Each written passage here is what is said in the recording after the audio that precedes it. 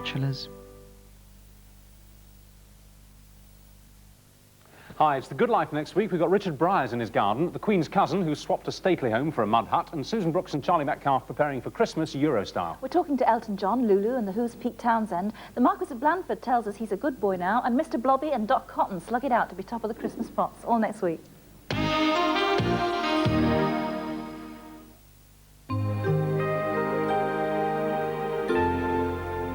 This is Granada. Now we join ITN for the latest national and world headlines.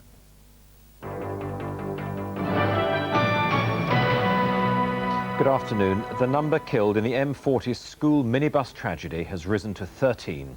Katie Murray, who was 13 years old, died this morning in hospital. The twisted and charred wreckage of the Hagley school minibus has yielded few clues to the cause of the crash.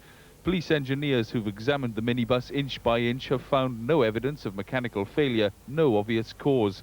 But examination of the maintenance truck it ploughed into has ruled out one possible cause. The keep left sign, which might have caused confusion, was covered up at the time of the accident. Police this morning revealed their best lead in this investigation, sightings of the minibus in the fast lane of the M40. The evidence that we have from a witness and corroborated by a second witness is that immediately prior to this accident, the minivan was in the third lane. Police admit they might never know why the minibus ended up on the hard shoulder. A post-mortem on the driver, teacher Eleanor Fry, has proved inconclusive.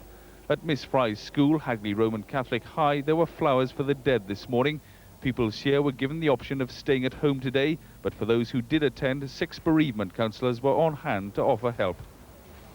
A man of 20 has been charged with the murders of 9 people in the Shankill Road bombing in Belfast last month. He's appearing before a special court in Musgrave Park Hospital later this afternoon. The 9 murdered were shoppers and included 2 children. An IRA man was also killed when the bomb went off prematurely. Police in Glasgow are investigating the murder of a leading lawyer, Marshall Stormont. He was aged 34 and was Deputy Procurator Fiscal. Marshall Stormont was found tied up and strangled. His flat in Glasgow's fashionable West End had been set on fire. A charred body was discovered after the fire had been put out, and his identity was only confirmed after a post-mortem. Mr. Stormont was 34. He's one of Glasgow's Deputy Procurator Fiscals, a senior prosecuting lawyer. He was also a homosexual. This killing has some echoes of a recent episode of the TV crime series Taggart, in which a Glasgow fiscal was murdered. The murder hunt is being conducted from Mary Hill Police Station, only a few hundred yards from where Mr. Stormont's body was found early on Thursday. But the police only decided late last night that he had in fact been murdered. They hope to hold a press conference later today. British Coal has announced plans to close yet another of the coal mines supposedly reprieved in the spring. The latest casualty is Silverdale Colliery in Staffordshire, which employs 400. Production will stop on December the 3rd if miners don't fight the closure.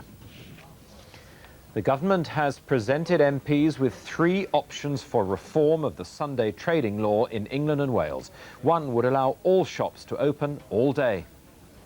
With many large stores in England and Wales already opening on Sundays, the government believes reform of the opening hours is urgently needed.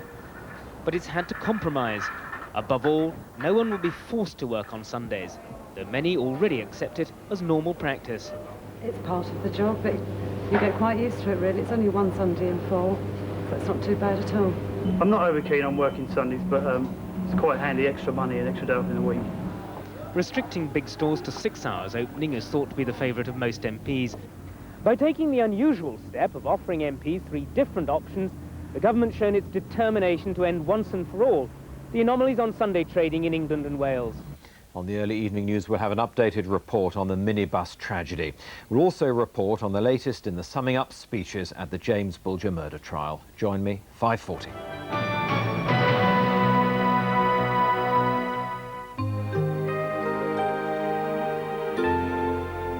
You're watching Granada. Now we join Vanessa Kirkpatrick for the latest Northwest news.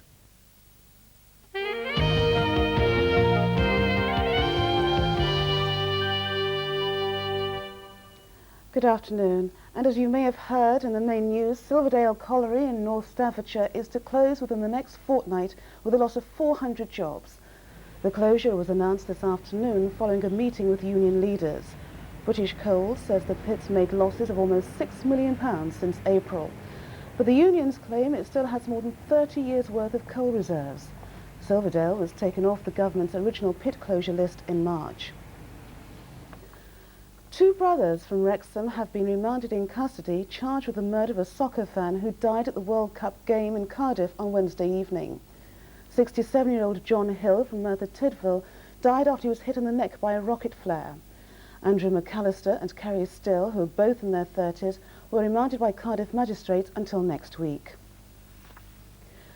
A driver and his passenger have died after their car crashed into a house at Nantwich in Cheshire. One man was found dead at the scene of the crash on the A51 at London Road in the early hours of this morning. The other man died in hospital. Police say they were not chasing the car when it crashed, but had been following the car earlier. More newborn babies die in Bolton than anywhere else in England and Wales, according to a new report. Today, the town's health authority agreed to appoint more staff and to review their special care equipment in order to improve the situation. As Jackie Rand reports, other areas of the region have managed to radically improve the survival chances of the newborn. Nationally, around 8 babies die per 1,000 born. In Bolton, that rises to 12 per 1,000. The report blames smoking among mothers, poor nutrition amongst the town's high immigrant population, and a large number of teenage births. It also calls for more staff and resources at the General Hospital's maternity unit. But managers say that's easier said than done. We are one of the busiest units, certainly, in the Northwest, and we would welcome extra resources. We realise that the public purse isn't bottomless, but nevertheless, if the public demand a certain standard of care, then they have to decide whether they want to pay for it. Merseyside once had one of the worst rates for infant survival. Now it has one of the best. The report says the fact that medical care in Bolton has been unable to override social factors is of the utmost concern.